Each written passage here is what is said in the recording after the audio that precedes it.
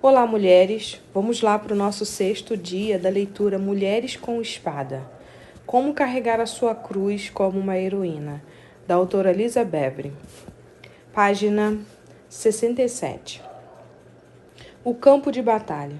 Porque nossa luta não é contra o sangue e a carne, e sim contra os principados e potestades, contra os dominadores deste mundo tenebroso, contra as forças espirituais do mal nas regiões celestiais. Efésios capítulo 6, versículo 12. Neste capítulo, irei responder às perguntas: onde é a batalha? E quem é o inimigo? As respostas rápidas e simples a essa pergunta são que a nossa batalha acontece em uma esfera invisível e nossos inimigos não são as pessoas que conhecemos. Vivemos em um mundo em constante mudança, no qual o tempo como o conhecemos irá em breve render-se ao eterno. Porque a aparência deste mundo passa. 1 Coríntios, capítulo 7, versículo 31. A terra e tudo que nela há foram criadas pelo que ainda não podemos ver. Pegue o poderoso átomo como exemplo. Podemos vê-lo a olho nu? Não, mas o poder e a maravilha do átomo não deixam de existir, porque não podemos vê-lo. Em cartas de um diabo a seu aprendiz, um demônio alerta outro. Acima de tudo, não tente usar a ciência.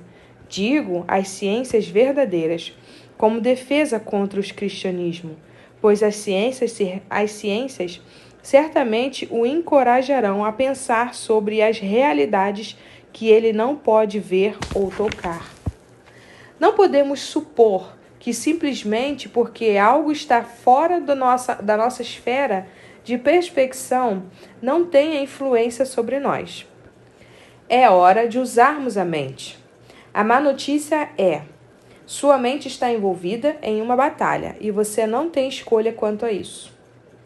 Porque a nossa luta não é contra o sangue e a carne, e sim contra os principados e potestades, contra os dominadores deste mundo tenebroso, contra as forças espirituais do mal nas regiões celestiais. Efésios capítulo 6, versículo 12.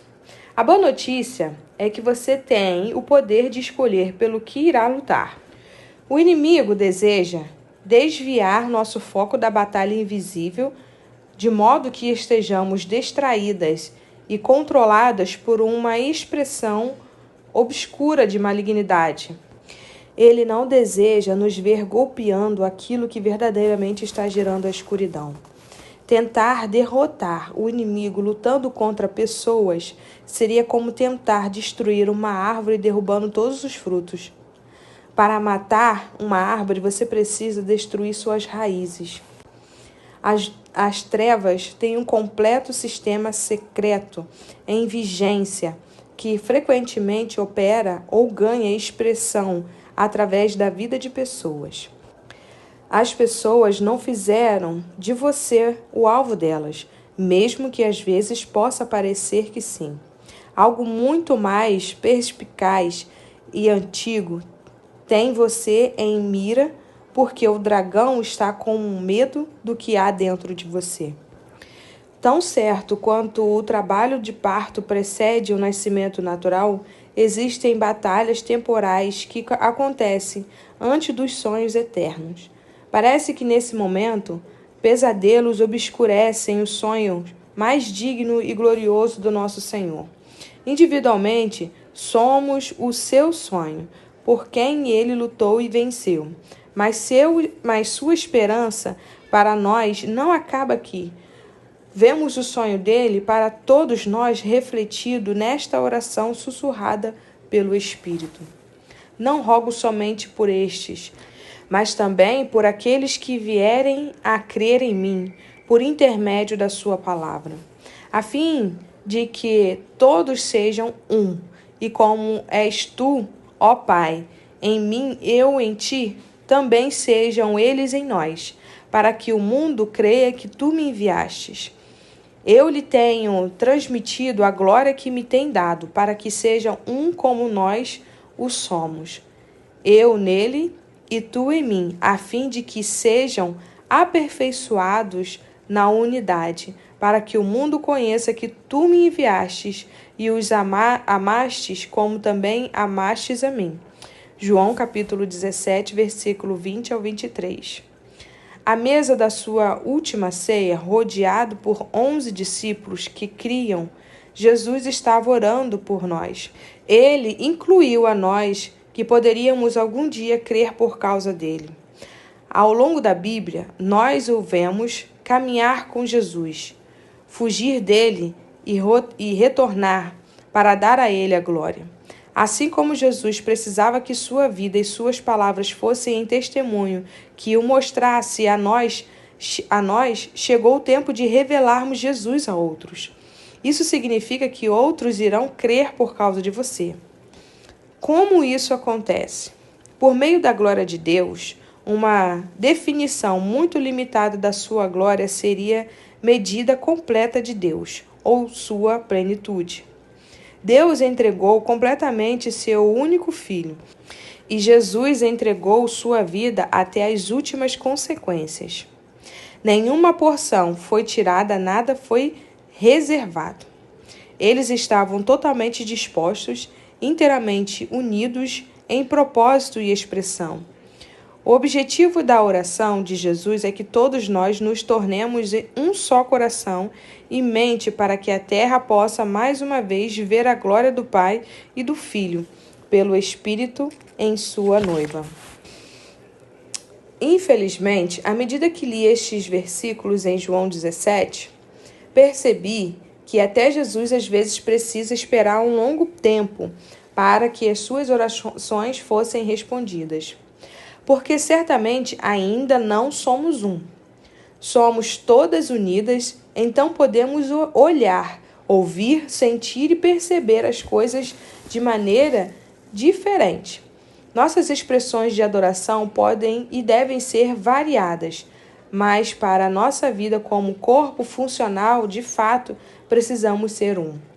A mensagem traduz João 17, capítulo 23, deste modo: eu neles e eles em mim. Assim eles amadurecerão nessa unidade e darão evidência ao mundo mau de que tu me enviastes e os amastes do mesmo modo que amastes a mim.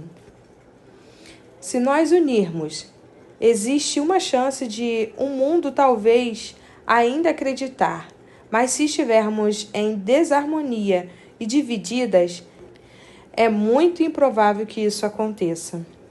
O comportamento atual das culturas e comunidades cristãs fez com que os habitantes da Terra questionassem tudo o que representamos.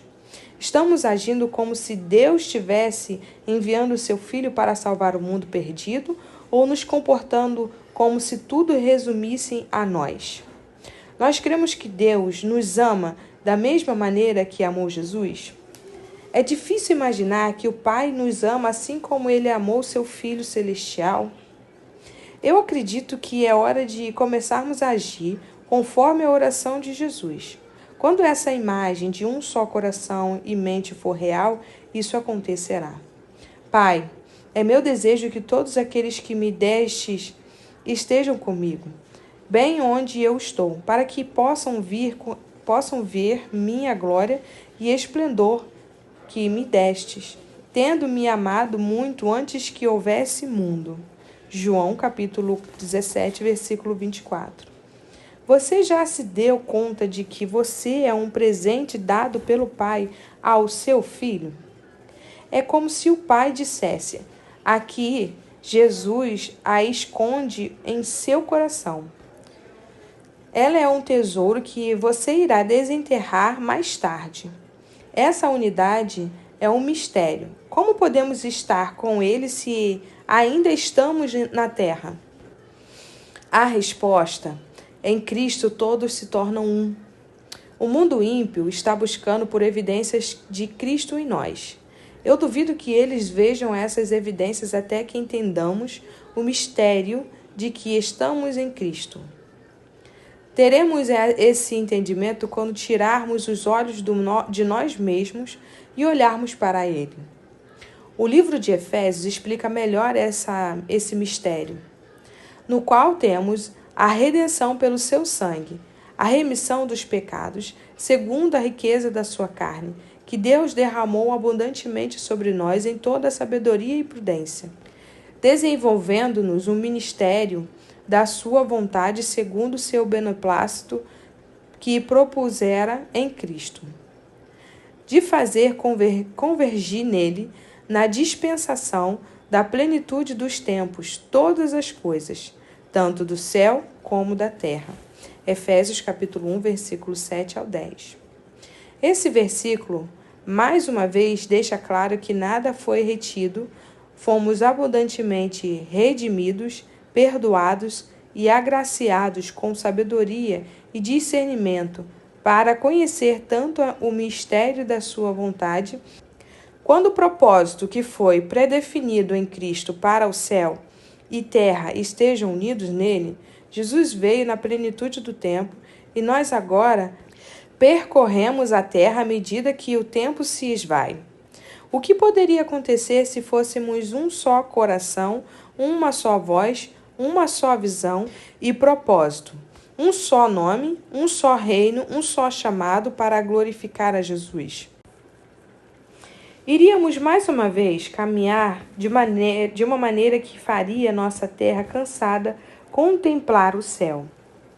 A paz não surge espontaneamente, ela é fruto do trabalho dos filhos e filhas de Deus. Bem-aventurados os pacificadores, porque serão chamados filhos de Deus. Mateus capítulo 5, versículo 9. A divisão acontece sem nenhum esforço ou contribuição da nossa parte. A divisão tem sido o curso natural deste mundo desde a queda da humanidade. Unidade e paz requerem uma sabedoria deliberada e estratégica. Precisamos empregar as ações do céu para ir contra as iniciativas da nossa cultura. A divisão nunca glorifica a Jesus. A discórdia divide corações, lares, vozes, visões, propósitos e reinos. A divisão tem muitas faces: orgulho, raiva, ira, disputa, calúnia, fofoca, maldições, rixa, amargura, ofensa, bruxaria, idolatria. Gálatas, capítulo 5, versículo 19 ao 21. Essas afrontas entram em nosso mundo quando vivemos com base em instintos carnais ou selvagens. Mesmo que a divisão tenha muitas faces, no fim das contas, ela tem um objetivo: nossa destruição. Se, pelo contrário, tendes em vós coração invejoso, amargurado e sentimentos facciosos, nem vós glorieis disso, nem mintais contra a verdade. Esta não é a sabedoria que desce lá do alto, antes é terrena, animal e demoníaca. Pois onde há inveja e sentimento faccioso, aí há confusão e toda espécie de coisas ruins. Tiago, capítulo 3, versículo 14 ao 16. Um dos objetivos de Deus é ver a noiva unida, tendo a compreensão de que ele tem ciúmes e deseja que os afetos dela sejam unicamente seus. Isso significa que às vezes precisamos batalhar para nos tornar um. Jesus venceu a morte, o inferno e a sepultura para que pudéssemos ser um conosco e nós pudéssemos ser um com todos os outros. Alguns dos relacionamentos mais poderosos são forjados quando ferro afia ferro e a ficção resultando afiam ambos. Na maioria das vezes, você irá encontrar uma resistência maior à unidade assim que decidir intencionalmente caminhar em unidade. Todas as vezes que os homens estiverem debaixo de uma única bandeira que serve para cobrir e capacitar a muitos, você verá a divisão tentar lançar seu feitiço em meio às suas fileiras. Tenho visto essa dinâmica acontecer repetidas vezes em tudo, desde a amizade até em igrejas. A atenção é desviada no motivo pelo qual você escolheu caminhar em unidade.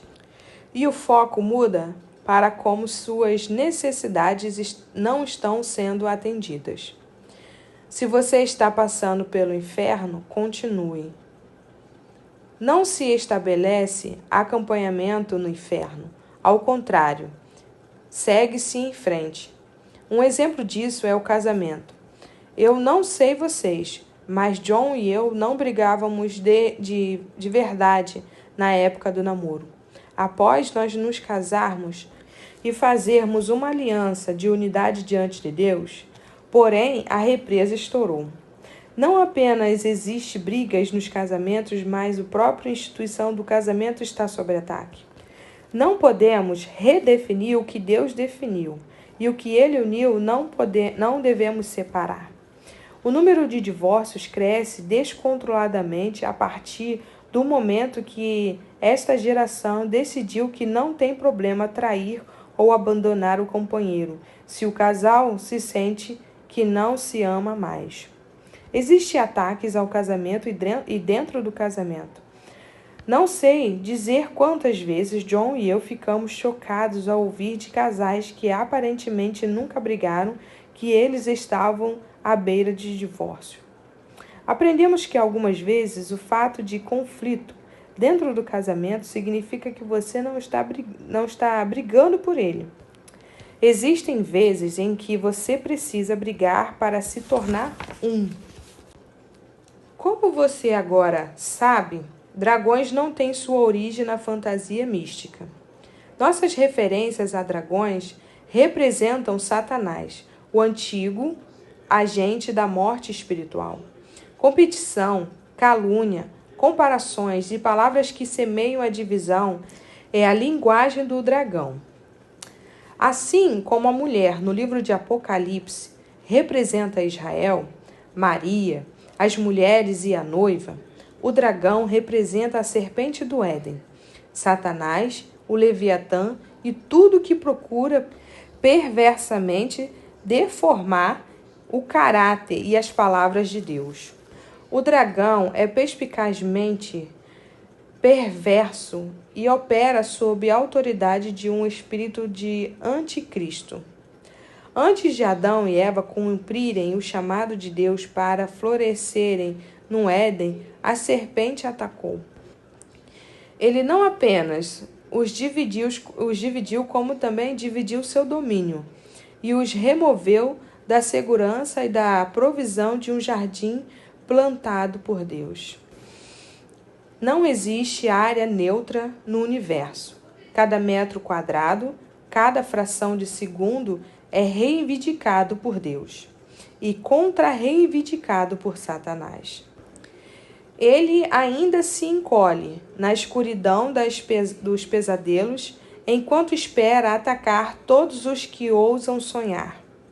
O dragão divide, humilha e desencoraja propositalmente qualquer pessoa que tenha a esperança de se levantar e caminhar para a luz, ousando sonhar nas trevas. Amada, se você ousa sonhar, precisará ser corajosa o suficiente para lutar. Partindo do ponto de vista de uma heroína, examine sua vida e corajosamente volte seus olhos para além das pessoas e da dor. Quantas vezes você viu uma serpente enrolada na escuridão, escondida até ser hora de atacar suas esperanças e seus sonhos? Quando você era apenas uma garota, talvez o dragão tenha falado palavras de fogo que transformaram suas esperanças em cinzas. Talvez ele tenha distorcido a palavra até você achar que os pensamentos dele eram seus. Alguém disse que você é feia, gorda, magra, desinteressante, burra, muito esperta, pequena ou alta. Talvez o amor dos seus pais tenha se transformado em ódio e o antigo abrigo do seu lar se transformado na concha vazia de uma casa. Talvez alguém tenha viajado nas asas do dragão durante a noite e vindo até você na escuridão, atacando-a em lugares e de maneiras que o fizeram se sentir envergonhada e suja. Talvez enquanto a serpente da vergonha rastejava, ela sussurrou: você pediu isso, você queria isso, foi você que me fez fazer isso. De modo estranho, essas primeiras palavras cheias de culpa continuaram rodeando as mulheres desde Adão. Quando um guardião fracassa em proteger, é muito mais fácil culpar do que admitir que falhou. É verdade que a serpente seduziu Eva, mas o magnífico Adão não foi enganado. Ele intencionalmente pegou o que não era para ele pegar. Ele queria ser Deus sem estar sob seu governo. Mesmo hoje, se o homem rouba a virtude de uma garota ou uma mulher, é mais fácil justificar suas ações dizendo que ele está sob influência de Eva do que admitir a verdade. Ele queria roubar a virtude dela e dominá-la. Então, ao longo dos milênios, o ato de culpar a mulher alguma vez libertou o homem? O ato de culpar o homem alguma vez libertou a mulher? Não. Jesus veio para levar a culpa de uma vez por todas. A culpa é sempre uma distração do que realmente está acontecendo. Qualquer dor causada por pessoas é apenas um fantoche do que está por trás das cenas. Nós não lutamos contra a carne ou o sangue. Existe um dragão nas sombras. Ele ama distorcer as ações e percepções dos filhos de Deus. Tanto homens quanto mulheres são alvos de roubo da serpente. Ele deseja roubar nosso direito de primogenitura e amaldiçoar nossa habilidade de carregar a imagem de Deus. O ladrão vem somente para roubar, matar e destruir. João 10:10. Quando existe roubo, morte e destruição, logo se segue. Adão e Eva pegaram o que não lhe era de direito. E, imediatamente, a morte conseguiu entrar em nosso jardim eterno. A terra logo seguiu seu rastro de destruição. Portanto, assim como por um homem entrou o pecado no mundo, e pelo pecado a morte, assim também a morte passou a todos os homens, porque todos pecaram. Romanos capítulo 5, versículo 12. Jesus nos posicionou para florescer enquanto recuperamos individualmente e coletivamente o que foi perdido graças ao roubo, à morte e à destruição.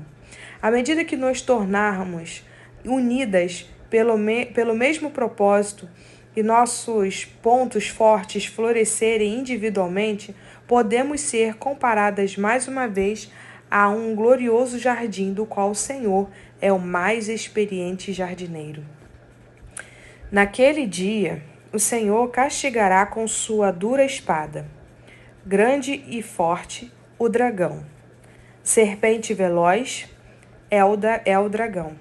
Serpente sinuosa, e matará o monstro que está no mar. Naquele dia, dirá o Senhor: cantai a vinha deliciosa. Eu, o Senhor, a vigio e a cada momento a regarei, para que ninguém lhe faça dano. De noite e de dia eu cuidarei dela. Isaías capítulo 27, versículo 1 ao 3. À medida que o nosso Deus Altíssimo luta, nós florescemos. À medida que nós, seu povo, florescemos, nosso Deus libera um sopro aniquilador. As batalhas no céu são vistas na terra. As batalhas da terra não escapam da perspectiva do céu. Nós florescemos quando somos um com os outros e com o propósito do céu. Amada, a coisa mais poderosa e heróica que você pode fazer é ser frutífera. Repetidamente, ao longo da Bíblia, Deus se refere ao seu povo como vinhas, jardins e campos. Você é comparada com um jardim plantado por ele. As árvores não atacam o que é plantado ao redor delas, nem imaginam que a beleza das flores crescem à sua sombra. Distraia a majestade da sua força. Então deixe suas raízes se aprofundarem e extrair sua força do que não pode ser visto, e nunca permita que a sombra do dragão apague a luz do seu futuro.